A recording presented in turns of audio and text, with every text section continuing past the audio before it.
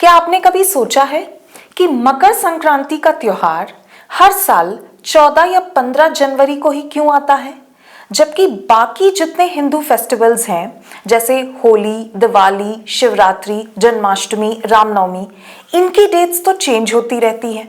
फिर मकर संक्रांति की date fixed कैसे है? Hariom, Namaskaram. In today's episode, we will discuss the significance of Makar Sankranti and why it is celebrated with so much of zeal and enthusiasm across the country.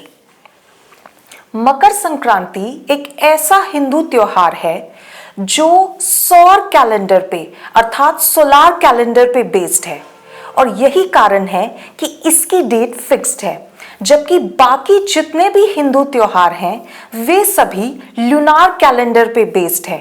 तो चंद्रमा के बदलते चरणों के अनुसार उनकी डेट्स भी चेंज होती रहती है। मकर संक्रांति को पूरब से लेकर पश्चिम तक और उत्तर से लेकर दक्षिण तक सभी जगहों के लोग मनाते हैं। अलग अलग राज्यों में इसके नाम अलग हैं, पर मनाता तो पूरा भारत है। इसके कई कारण हैं।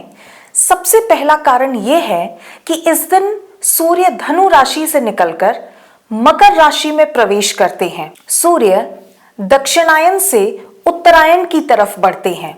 This marks the end of winter solstice and the beginning of summer solstice. मतलब कि अब रातें छोटी और दिन लंबे होने लगते हैं।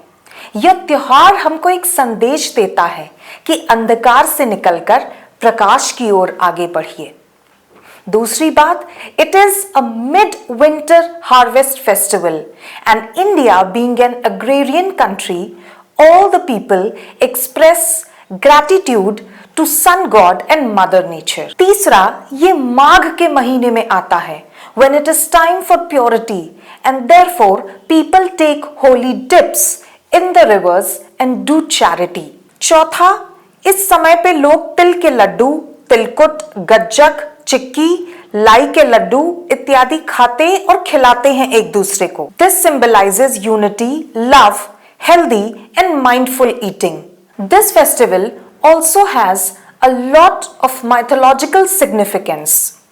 भीष्म पितामह कुरुक्षेत्र की भूमि में बाणों की शैया पर लेटे हुए थे। उन्हें इच्छा मृत्यु का वरदान था। 58 दिनों तक 58 डेज भीष्म पितामह ने अपने प्राण रोक कर रखे और मकर संक्रांति का इंतजार किया, और जब यह दिन आया उस दिन भीष्म पितामह ने अपने प्राणों को त्याग दिया।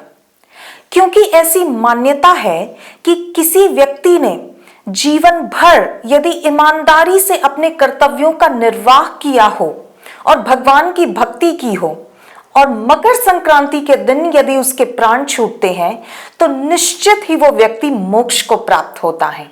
दूसरा, मकर संक्रांति के ही दिन काफी लंबे समय के बाद भगवान सूर्य अपने पुत्र शनिदेव से मिले थे।